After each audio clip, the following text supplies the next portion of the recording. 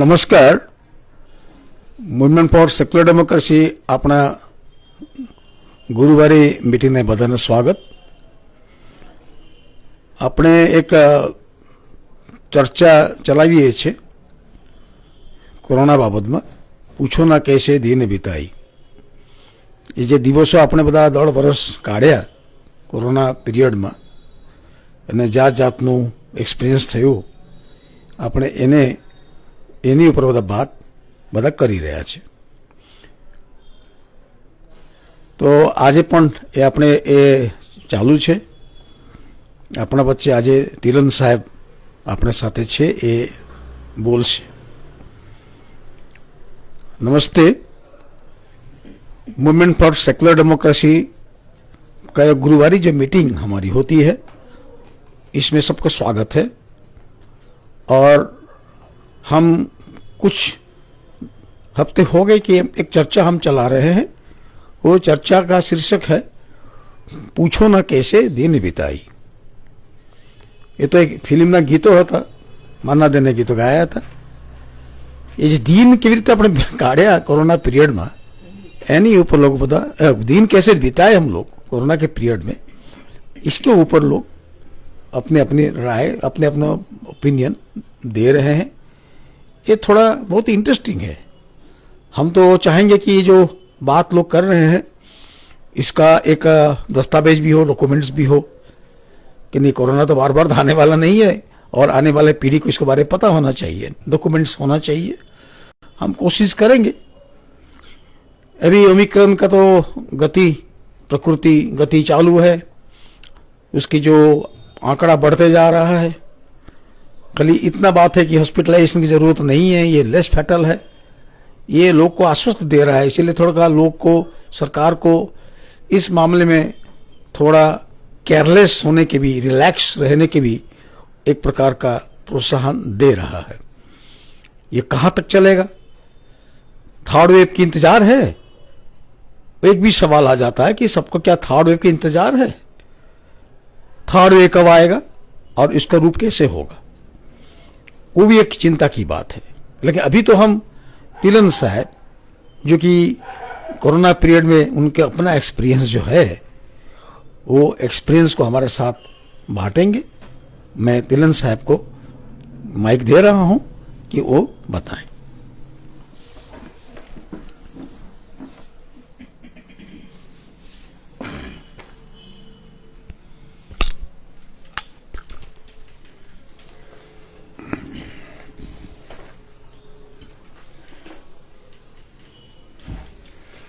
नमस्कार मित्रों. जैसा कि रथ साहब ने बताया कि कोरोना बार बार नहीं आता, लेकिन हिस्ट्री बताती है ये जाता भी नहीं है, किसी न किसी फॉर्म में रहता है. विशेषज्ञों का ये कहना है कि ये जो कोरोना अभी आया है, ये 1918 में एक स्पेनिश फ्लू के नाम से आया था और वो अभी तक स्पेनिश फ्लू की स्टडी हमारी पूरी नहीं हुई है. वैज्ञानिकों का ये कहना है कि जब उस ज़माने के टिश्यूज़ हमने सेव करके रखे थे, उसकी स्टडी अभी तक चालू है और वो कहाँ तक चलेगी, वहाँ का अभी तक नतीजे जो हैं हमारे पास नहीं है. और जो हम स्टेप्स ले रहे हैं इस वक्त, ये तकरीबन उसी ज़माने के हैं. 1918 में जब ये कोरोना आया था, जो डॉक्यूमेंट्स 1918 के ही रेफ़र किए जा रहे हैं. आप कोई भी स्टेप ले लीजिए, safe distancing, cleanliness, general hygiene, ये सब जो हैं उसी ज़माने के हैं. इसका मतलब फैशन की तरह है, आता रहता है और जाता रहता है. सो इस मामले में मैं संस्था को दाद देना चाहूँगा कि उन्होंने लोगों को, जिन्होंने को फर्स्ट हैंड एक्सपीरियंस था, जो कि भुगत चुके हैं और भुगतने के साथ साथ जब हॉस्पिटल में रहे हैं या सोसाइटियों में रहे हैं, लोगों से इंटरेक्ट किया है, उनका क्या क्या इस मामले में विचार थे. जो मैं अपना तजुर्बा कहूँ, जिस सोसाइटी में मैं रहता हूँ वहाँ 450 के आसपास फ्लैट्स हैं और पहली वेव में तो बहुत हल्के से निकल गए थे हम, लेकिन जब दूसरी वेव आई तो बहुत ही पावरफुल थी. हमारे डायरेक्ट फ्लोर पे 4 फ्लैट्स हैं, तो अप्रॉक्सीमेटली 40 फ्लैट्स एक एक ब्लॉक के अंदर हैं और एक एट ए टाइम हमारे 40 फ्लैट्स के अंदर 20-25 फ्लैट्स जो थे उनके अंदर कोरोना था, और कोरोना एक दो का नहीं, पूरी फैमिली इन्वॉल्व थी। और जहां तक मेरा सवाल है, मेरे दाएं बाएं सामने ऊपर नीचे चारों तरफ कोरोना था। हमारी सोसाइटी में एट वन टाइम 200 लोग इससे भ्रमित थे। तो इतनी आहट थी, लोगों को डर था कि एक दूसरे की, जिसको कहते हैं ना, शक्ल से नहीं परछाई से डरते थे। और यहां तक कि ये डर था कि अगर एक सामने आया ना, कि भाई नजर के सामने भी नहीं आओ। ये जिसको कहा जाता है ना अछूतवाद, सबसे खराब देखने को मिला कि ना आप देख सकते हैं, बट आपको परछाइयों से दूर रहना है। ये जो चीज देखी गई कि परछाइयों से दूर रहना है, ये अगेन वही है 1918 का लिया गया है। तो मैं जब हॉस्पिटल में मैं कुछ दिन रहा तो वहाँ दूसरे लोग भी थे और उन लोगों से भी चर्चा हुई।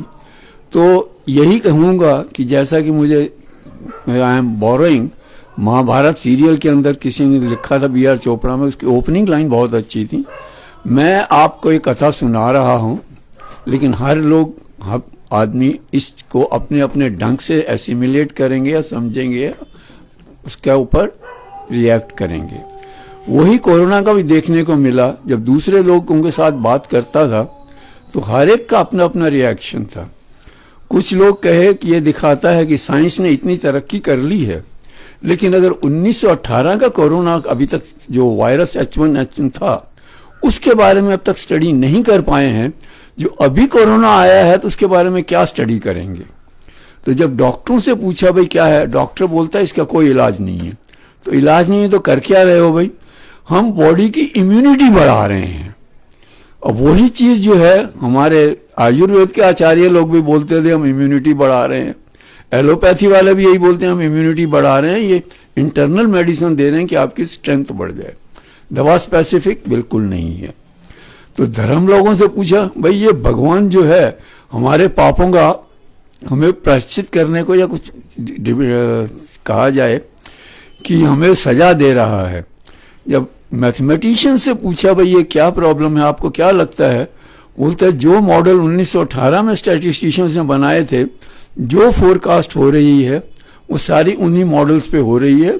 फर्क सिर्फ इतना ही है 1918 में कंप्यूटर्स नहीं थे, वो ज़्यादा डेटा और पैरामीटर्स नहीं डाल पाते थे, मेथड वही है, लेकिन जिसको बोलते हैं मैथमेटिकल लैंग्वेज में वो बाईवेरिएट एनालिसिस है। दैट मीन्स 2 वेरिएबल लिए और 50-60 वेरिएबल लेके करते हैं और उम्मीद ये है कि एग्जैक्ट फोरकास्ट या बेटर फोरकास्ट कर पाएंगे। 1918 में भी कुछ फोरकास्ट जो थी आ गई तो तीर, नहीं तो तुक्का। तो मैंने उनसे पूछा भाई 1918 में जो फॉर्मेट आया ये क्या पहली बार आया था? तो हमारे डॉक्टर मित्र जो एपिडेमियोलॉजिस्ट हैं उन्होंने बताया कि भाई जो 1918 में सारा काम अंग्रेजों ने किया था। तो भाई अंग्रेजों ने कहाँ से सीखा था? तो उसने एक ने जोक मारा वो हिंदुस्तान से सीखा था। भाई हिंदुस्तान से कैसे सीखा था कि 1896 में यहाँ बुबोनिक प्लेग आया था बॉम्बे में, और सबसे उसका खराब असर पड़ा था मांडवी एरिया में। आप लोगों को बता दूं मांडवी एरिया मस्जिद बंदर या पायधुनी जो कहलाता है आजकल वहाँ था, और 1918 में ये केस रजिस्टर हुए थे। तो उस टाइम पर उन लोगों का कहना था कि ये जो केस हैं ये प्लेग है और प्लेग रैट्स की वजह से आया है। उस जमाने में भी अटकल ये लगाई जा रही थी कि जो चीन से जहाज आए हैं वो बॉम्बे के बंदरगाह पे लेके आए हैं और इसकी वजह से हुआ है। इसका मतलब ये है कि सारे रोग जो के चीन से ही आते हैं। तो सब यही बोलते उस जमाने 1900 की भाई। तो हिंदुस्तान में तो इतनी मेडिकल साइंसेस थी नहीं, तो और अंग्रेज उस जमाने में सारा दुनिया पर राज करते थे। तो उनसे पूछा भाई क्या है, उनको हिंदुस्तान में डॉक्टर नहीं मिले। उन्होंने डॉक्टर व्लादिमीर हॉपकिंस करके हैं यूक्रेन से बुलाए थे। उन्होंने स्टडी करी। आपको बता दूं ये हॉपकिंस वही हैं जिनके नाम से बॉम्बे में हॉपकिन इंस्टीट्यूट गनी जाती है, और उन्होंने ये इंजेक्शन इंडिया में इंडियन स्पेसिफिक बनाया गया था। और जो प्रोसीजर उन्होंने कहे थे 1896 में, उसी को 1918 में शेप दी गई। 1918 के बाद 19 में वही शेप दी गई है। सो ये जो एपिडेमिक्स हैं ये फैशन की तरह है, जैसे आपकी ग्रैंड मदर और ग्रैंड डॉटर के फैशन वही रहते हैं। तो यही जब देखा गया कि भाई सब फैशन वही है, स्टाइल वही है, जरिया वही है, तो शायद ट्रीटमेंट भी वही होगा। जब मैंने मेडिसिन को स्टडी किया, जो डॉक्टर दे रहे थे वो दे क्या रहे थे, एनरिच सोडियम और एर्थ्रामाइसिन। जो मेडिसिन बात कर रहे थे वो सारी जिसको बोलते हैं रीपर्पसिव मेडिसिन, कि आपको जुकाम का इलाज है तो ठीक है उसको दे दो। जो वैक्सीन भी दी जा रही हैं वो भी अप्रोक्सीमेट हैं। नॉर्मली अगर आपने टीवी कवर किया होगा तो ये देखा होगा कि जो वैक्सीन दी जा रही है वो भी बोलते हैं रीपर्पसिव है। भाई इसको ट्राई करके देख लो। और 10-10 साल पहले की जो वैक्सीन क्लियर करने में लगाते थे 10-10 साल, और वो 1 साल में कैसे क्लियर हो गई है। अगर आपने टर्म यूज करी होगी तो इमरजेंसी यूसेज। मुझे भाई इमरजेंसी यूसेज किस तरह 10 साल को 1 साल कर गई, इसके लिए थोड़ा उन्होंने, मुझे याद है एक बिल गेट का सेंटेंस बताया था। बिल गेट ने यह कहा था कि अवेलेबल लिटरेचर, उसको रेफरेंस कर सकते हो, उसको एनालाइज कर सकते हो, आर्टिफिशियल इंटेलिजेंस दे सकते हो, और जो मैथमेटिकल फार्मूलाज जो हैं, जो 10 साल में आपको रिजल्ट आते थे, वो इस वक्त इसकी साइंस की एक्सपेंशन की नॉलेज से हम 1 साल में उस नतीजे पे पहुंच जाएंगे। तो ठीक है भाई, इस मोस्ट ऑफ द टाइम ऐसी एपिडेमिक्स में यही फार्मूला यूज करते हैं, something is better than nothing. तो उसके हिसाब से ये सारी ट्रीटमेंट ली गई। तो जब मैंने कमिंग बैक की, जब इसके जो अलग अलग पहलू आए समाज सेवा के, जब चारों तरफ कर्फ्यू लगा दिया गया, तो सवाल छे, कुछ लोग ऐसे हैं जो सिंगल रहते हैं जैसा कि मैं हूं, तो भाई जो कुकिंग की हेल्प बाहर से लेते हैं वो क्या करेंगे। जब सारा ट्रैफिक बैन हो गया, ट्रैफिक की पूरा लॉकडाउन आ गए, घर बंद, जिसको हम कहते थे कि घर बंदी की जा रही है, घर में बंद किया जा रहा है आपको। तो कई जमाना होता है कि भाई मौके ऐसे आते हैं कि लोगों के कई अलग से रूप देखने को मिलते हैं, और किस तरह उनकी स्ट्रेंथ या वीकनेस है। और हमारे कई पड़ोसियों ने जो सिंगल रह रहे थे, उन्होंने उनको 65 दिन तक, जब तक ये कहा, उन्होंने कहा भाई हम आपका ख्याल रखेंगे। वैसे शायद बात करें या ना करें, पर उस वक्त जब सब पीड़ा में होते हैं तो एक इंसानियत बहुत अच्छी तरह देखने को मिली। बस इतने जितने भी सीनियर लोग थे या जितने भी सो कॉल्ड बेसहारा लोग थे, उनका आस पड़ोसियों ने बहुत अच्छी तरह से ध्यान किया। और ये चीज़ मुझे एक मुहावरा, मिलिट्री का मुहावरा है, याद आता है। तो उनमें ये कहना है कि भाई हालात जो हैं ये नहीं बताते कि आदमी को स्ट्रांग या वीक नहीं बनाते हैं, बट ये दिखाते हैं कि भाई आदमी की पर्सनैलिटी क्या है, उसकी सहन शक्ति क्या है, संहिता क्या है। तो ये चीज़ काफ़ी कुछ हमें देखने को मिली। इनफैक्ट जब दूसरी तरफ जब मैं देखता हूँ, जब 1918 के डॉक्यूमेंट्स और फोटोग्राफ्स मैंने किसी न्यूज़ पे अपना इंटरनेट पे हंट करके देखे, तो मिलिट्री, पैरामिलिट्री फोर्सेस उस जमाने में भी एम्प्लॉय की गई थी, और लोगों को जो एनफोर्समेंट जिसको बोलते हैं उसका पालन चाहिए, तो यही सख्ती यूज की गई थी। कुछ लोगों का तो यहाँ तक कहना है कि अंग्रेजों की पुलिस फोर्स ने हिंदुस्तानियों के ऊपर उस टाइम पे काफी जुल्म किए, क्योंकि इस चीज को वहां भी, जिसको बोलते हैं ना डार्विन थ्योरी, कुछ लोगों को सख्ताई से पेश आए, कुछ नरमी से पेश आए, कुछ को इग्नोर किया गया। उस जमाने में भी अंग्रेजों ने, वो कहीं भी जा सकते थे, लेकिन हिंदुस्तानियों को जो मालाबार हिल्स वगैरह के थे उनको सॉफ्ट पैडल किया गया, और जो जिसको बोलते हैं native Bombay, that means Bandra से नीचे की तरफ था, उनको बहुत सख्ती से पेश आए, यहाँ तक कि उनके सामान उठा के बाहर फेंक दिए गए, भाई निकल जाओ। वो चीज़ मुझे यही याद आती है, जो माइग्रेशन वर्कर वालों को देखा कि भाई आप भाड़ा नहीं दे सकते तो आप निकल जाओ, आप ये नहीं कर सकते तो आप निकल जाओ। तो उस जमाने में भी वही सो कॉल्ड गरीबों के साथ वही किया गया जो इस टाइम पे किया गया था। सो बेसिकली जो मेथड ऑफ ट्रीटमेंट किया गया, और ये मेथड जो है वहां भी पॉलिटिक्स खेली गई 1918-19 के बाद। उन्होंने कहा ये देखिए अंग्रेज हिंदुस्तानियों को किस तरह, और स्वतंत्रता संग्राम जो भाग ले रहे थे, उन इस हालात का फायदा उठा के स्वतंत्रता संग्राम को जो 1940 के आसपास आया, कुछ जोर उस जमाने से भी मिला। सो हर एक ने उस चीज को, जो संकट कहिए या महामारी कहिए, हर एक को अपने अपने तरीके से यूज किया। और यहां भी देखिए, उस जमाने में भी डॉक्टरों के खिलाफ बहुत कुछ लिखा गया, और अभी भी डॉक्टरों के खिलाफ काफी कुछ लिखा गया। यहां तक कि कहा गया कि डॉक्टरों के बारे में, किसी की दिवाली और किसी का दिवाला,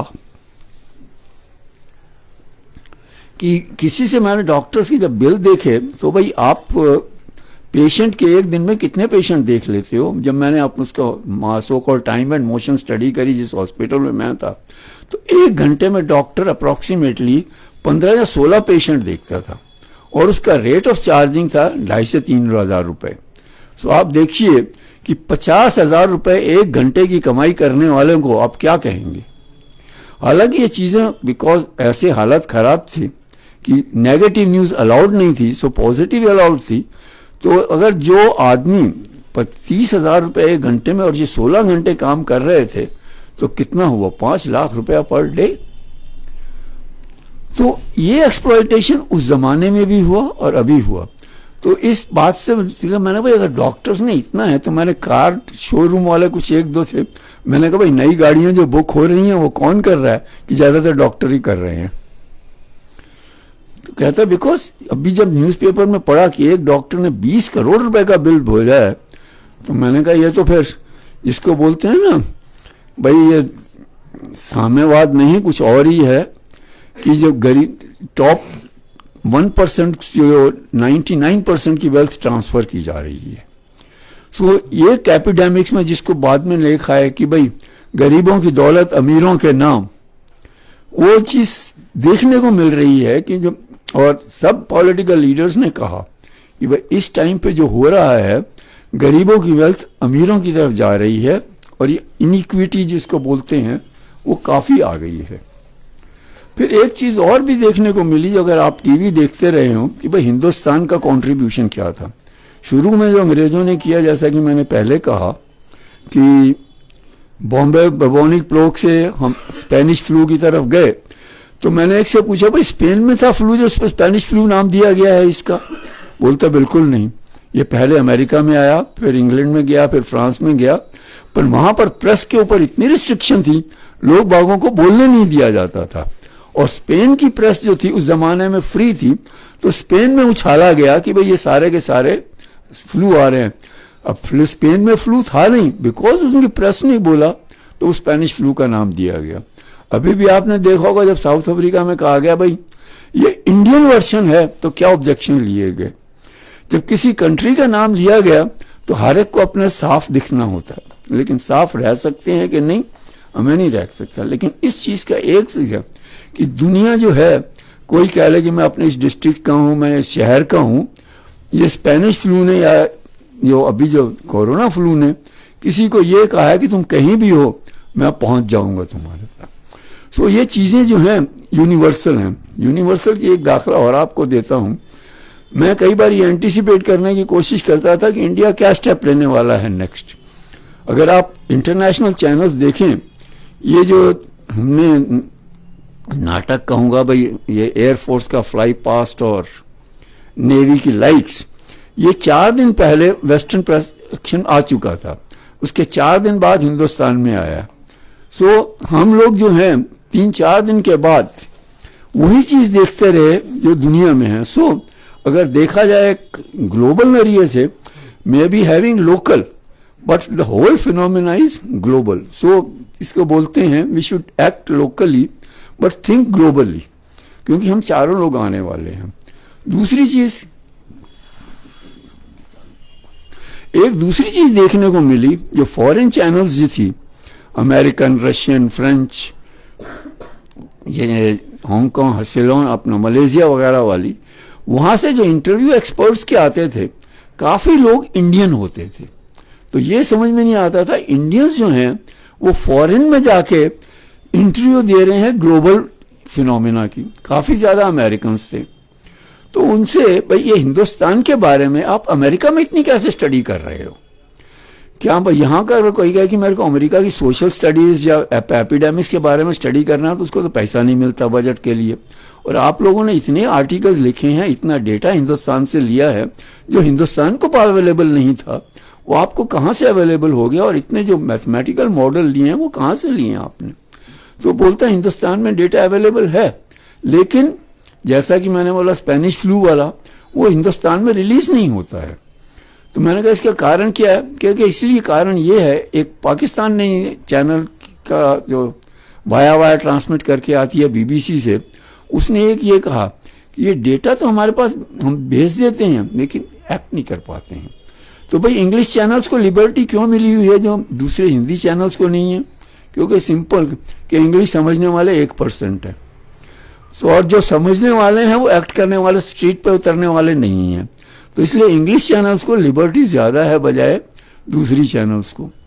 तो ये चीजें भी जो डॉक्टर्स देखे, तो मैंने पूछा भाई अमेरिका में क्या सारी क्या मेडिकल सर्विसेज हिंदुस्तानियों से चलती है? तो उन्होंने तकरीबन यही है कि हिंदुस्तानियों की पॉपुलेशन 1% है लेकिन मेडिकल सर्विसेज में 14% लोग हैं। तो नेशनल हेल्थ सर्विस जो ब्रिटिश की है, तो उनसे पूछा भाई आपका क्या है? कि हमारे यहाँ तो बहुत ज्यादा ही परसेंटेज, अगर हिंदुस्तानी चले गए तो हमारी हेल्थ सर्विस बंद हो जाएगी।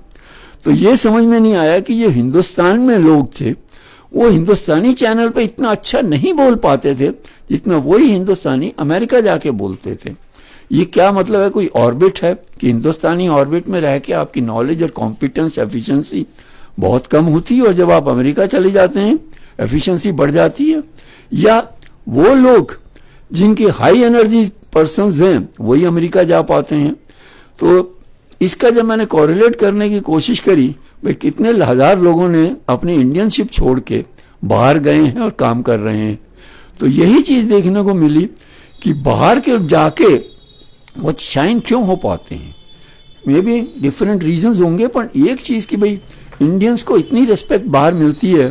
थोड़ा मेरा भी जिसको के बाद दिल फूल गया, भाई हिंदुस्तान में नालायक हों लेकिन बाहर ही नालायक नहीं इतने हो सकते, या इतने बुद्धिशाली जो हैं वो बाहर चले जाते हैं और हिंदुस्तान में जो मीडियम साइज हैं वो कम रहते हैं।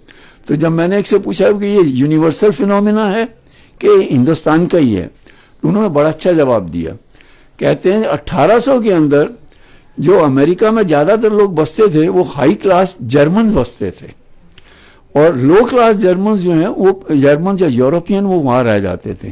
सो एक अमेरिका की खासियत है, जो हाई एनर्जी लोग वाले हैं वो दुनिया भर से वहीं पहुंच जाते हैं और जब उनकी हालत सुधर जाती है तो वापस चले जाते हैं। और यही उन्होंने बताया कि अमेरिका से जो जर्मन ओरिजिन वाले हैं वो वापस जा रहे हैं और उनकी जगह हिंदुस्तानी आ रहे हैं। सो ये भी एक टाइप का फिनोमिना देखने को मिला, भाई किस तरह जो माइग्रेशन है वो वर्ल्ड की एनर्जी या वर्ल्ड की वेल्थ को या वर्ल्ड की नॉलेज को यूनिफॉर्मली डिस्ट्रीब्यूट कर रहा है। और ये एपिडेमिक्स में देखा गया कि सबसे ज्यादा लोगों ने एक ही चीज पर जोर दिया है कि जिस टाइम पे हिस्ट्री में माइग्रेशन सबसे ज्यादा हुआ है एपिडेमिक उसी टाइम पे फैला है। और जब हिंदुस्तान का जब माइग्रेशन स्टडी की गई, भाई इतने करोड़ माइग्रेशंस थे, इनफैक्ट रिकॉर्ड तो थे नहीं हिंदुस्तान में, तो ये चीज को ध्यान में रखा गया भाई क्या होता है। ये जो एपिडेमिक्स है इनका कुछ रिलेशनशिप है एडमिनिस्ट्रेशन का, और एक पहलू ये कहा गया है कि ये जो एडमिनिस्ट्रेशन या गवर्नेंस अगर वीक होती है तो एपिडेमिक्स वहीं ज्यादा फूलते हैं। दूसरे एपिडेमिक्स वहां फूलते हैं जिनको बोलते हैं लाइफस्टाइल। अगर आपका लाइफस्टाइल इतना हो गया है, जैसा कि बॉम्बे के बारे में उस जमाने में लिखा गया था कि 60% बॉम्बे स्लम्स जैसा था, कि अगर ये जो जनरल हाइजीन लाइफस्टाइल इस तरह अनइक्वल हो गया है तो इसी की वजह से एपिडेमिक्स को जोड़ दे। पर एक फ्रीक्वेंसी नोट की गई कि ये 100 साल के आसपास आता रहता है। तो वही चीज है, तो हम अगर इस चीज को ध्यान में रखें तो मुझे लगता है कि हमें फ्यूचर में सीखना है, बिकॉज एपिडेमिक्स ने हर चीज को इम्पैक्ट किया है, हर चीज को इम्पैक्ट किया है। और सबसे ज्यादा इम्पैक्ट मुझे लगता है इकोनॉमिक्स पे हुआ है। और इकोनॉमिक्स में किस पे ज्यादा हुआ है? अगर आप हिंदुस्तान का डेटा देखें जिसको आईपीओ बोलते हैं स्टॉक मार्केट में, आईपीओ जो यूनिकॉर्न्स हैं या हिंदुस्तान में कुबेर कहा जाए, उनको सबसे ज़्यादा फायदा हुआ। और जो पॉलिटिकल रिफॉर्म्स किए जा रहे हैं वो इस कोरोना की वजह से किए जा रहे हैं। तो मुझे ये उम्मीद है कि ये जो कोरोना के आफ्टर इफेक्ट्स हैं ये काफ़ी टाइम तक रहेंगे और एक हिंदुस्तान नहीं, एक विश्व में जो है इट विल बी, जिसको कहते हैं better place to live. Let us see कि हर एक डार्क साइड का एक ब्राइट साइड भी होता है, और इसका ब्राइट साइड ये होगा कि एनवायरमेंटल एंड इकोनॉमिकल हमारे इफेक्ट बहुत अच्छे रहेंगे। मैं आप लोगों से so called my defense this I rest with it and wish if anybody has a question he can ask. Thank you.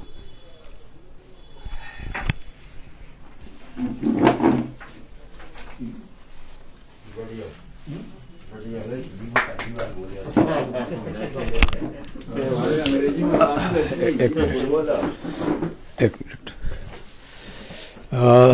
Thank you तिलन साहब।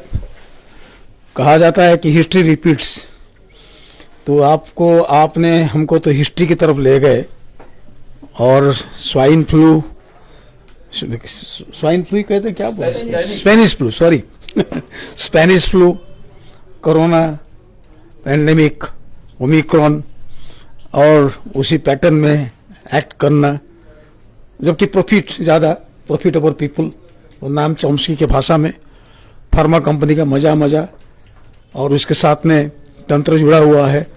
तो आपने तो हमको बहुत पीछे ले गए और हमको थोड़ा रिमोर्स भी लगता है कि ह्यूमैनिटेरियनिज्म कहाँ रह गया, क्या अभी भी क्या वो प्रॉफिट ही प्रॉफिट, लोग का डेड बॉडी के ऊपर, तबीयत के ऊपर भी प्रॉफिट चलेगा, और अभी भी आने वाला है थर्ड वेव भी कहते हैं। तो इसकी हाल क्या होगा? घर में जैसे सुना है कि घर में एक के एक पूरा परिवार खत्म हो गए, पूरा के पूरा परिवार खत्म हो गए, और कुछ अकेले जो खुद वो ब्रेकडाउन लॉकडाउन के टाइम पे कैसे बिताए, आना जाना बंद, उसकी प्रबंध नहीं। तो उससे सारे स्टेट का रेस्पॉन्सिबिलिटी होता है कि एवरी सिटीजन्स को देखभाल करना। तब then you feel there is a governance और स्टेट है, तब लगता है। लेकिन स्टेट अगर खुद लाचार हो जाएगा और खुद पैरालाइज हो जाएगा, और स्टेट को खुद को ही वैक्सीनेशन देना पड़ेगा, अगर ऐसा हो जाएगा तो क्या करें हम। बहुत ही धन्यवाद, और अपने खूब कम समय में बहुत अच्छी बात हमको हमारे सामने रखे। नेक्स्ट टाइम हमारी चर्चा चालू रहेगी। हाँ, और आशा करते हैं कि परिस्थिति अलाउ करेगा हमको, और जब तक परिस्थिति अलाउ करेगा तब तक हम लोग इस ऑफलाइन और ऑनलाइन, ये तो ऑफलाइन भी चर्चा चल रहा है और ऑनलाइन तो चलेगा ही, ये ऑफलाइन भी चर्चा चल रहा है, तो ये चर्चा हमारा जारी रहेगा। पूछो ना कैसे दीन बिताई। नमस्कार।